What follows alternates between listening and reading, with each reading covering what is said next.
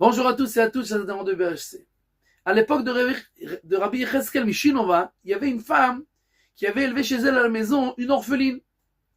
Et un jour, ils vont dans la rue ensemble et ils voient qu'il y a la loterie nationale et ils achètent tous les deux un billet. Chacune, elle achète un billet. Après quelques jours, on vient, on tape à la porte. Vous avez gagné le petit prix de la loterie.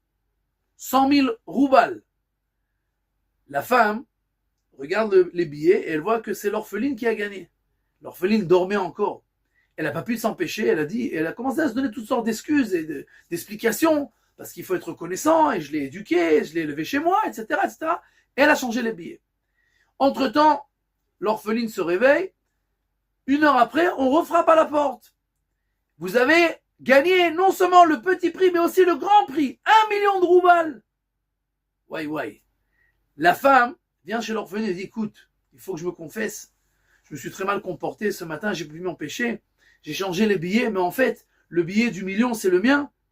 Et l'orpheline dit, écoute, tu m'oublies. Ce qui est chez moi, c'est chez moi. Je ne sais pas ce que tu as fait, ça, c'est à moi. Ils arrivent tous les deux chez Rebbe Cheskel de Shinova. Et le Rav, je ne rentre pas dans les considérations maintenant du tribunal rabbinique, est-ce que dans Choshen Mishpat, c'est la bonne réponse. Mais il leur dit la chose suivante. Il lui dit, les 2 billets sont à l'orpheline. Comment c'est possible? Il dit, c'était son jour de chance. Et comme c'était son jour de chance, alors elle a eu le petit gain de la loterie.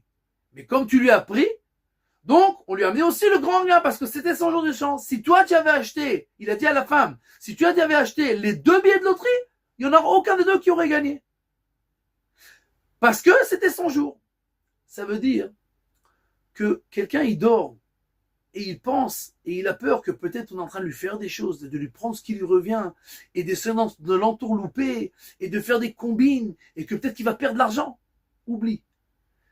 Si c'est à toi, personne ne peut y toucher. Et même si quelqu'un y touche, si c'est ta chance, si c'est ton mazal, personne ne peut toucher à ton mazal, personne ne peut influencer ton mazal. Et Dieu sait exactement ce qu'il doit faire pour faire en sorte que tu reçois ce qui te revient. Même si on va te prendre, on va changer. Ce qui est ton mazal, c'est ton mazal. Et c'est pour ça qu'on doit toujours rester le plus serein du monde.